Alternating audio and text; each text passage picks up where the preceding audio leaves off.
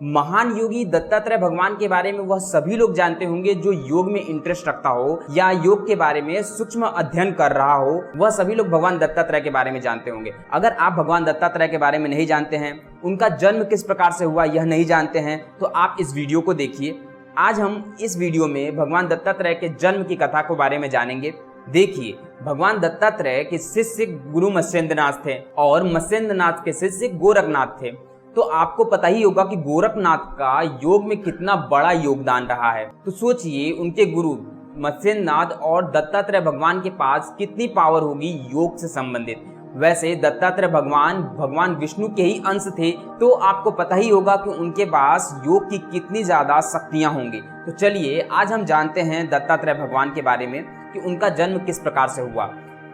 माता पार्वती, माता लक्ष्मी और माता सरस्वती, इन तीनों लोगों को अपने आप पर अहंकार हो गया कि मुझसे बड़ा इस पृथ्वी पर कोई भी पतिव्रता नहीं है। और यह बात तीनों स्वामी ब्रह्मा विष्णु महेश से यह तीनों देवी लोग कहती हैं।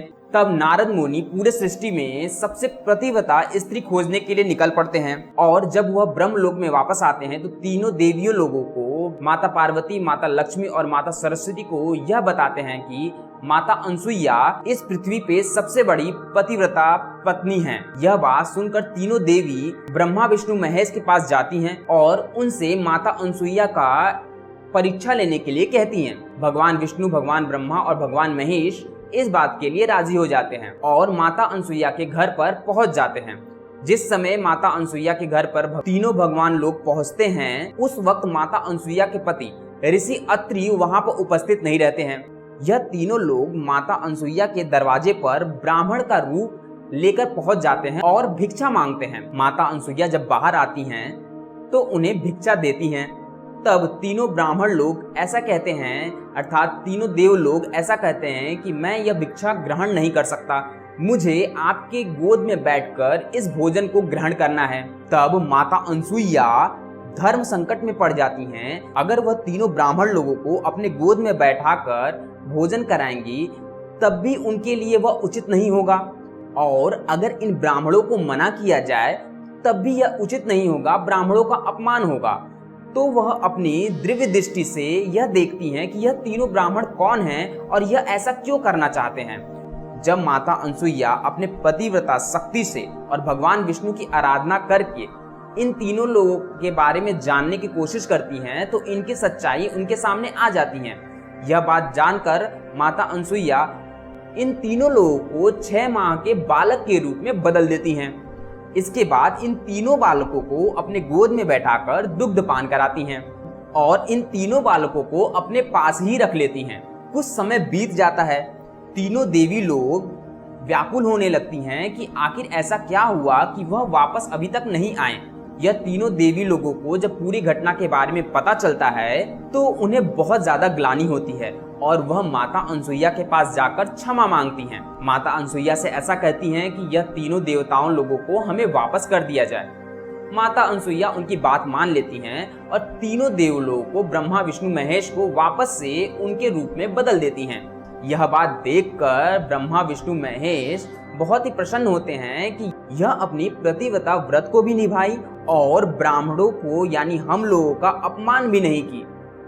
इसलिए तीनों देव लोग माता अनसुईया से वरदान मांगने को कहते हैं। माता अनसुईया कहती हैं, ठीक है, अगर आप मुझे वरदान के रूप में कुछ देना चाहते हैं तो आप लोग अपने रूप में यही विराजमान हो जाइए, यानी मेरे स्थान पर रुक जाइए, यानी मेरे घर पर ही रुक जाइए। लेकिन यह हो पाना मुश्किल था क्योंकि यह तीनों देव ब्रह्मा विष्णु महेश के ऊपर पूरे संसार का देखभाल करने का जिम्मेदारी था। इसलिए तीनों देव लोगों ने एक फैसला किया कि आपको मेरे अंश के रूप में 3 पुत्र प्राप्त होंगे। वह 3 पुत्र चंद्रमा, दुर्वासा ऋषि और दत्तात्रेय भगवान हुए।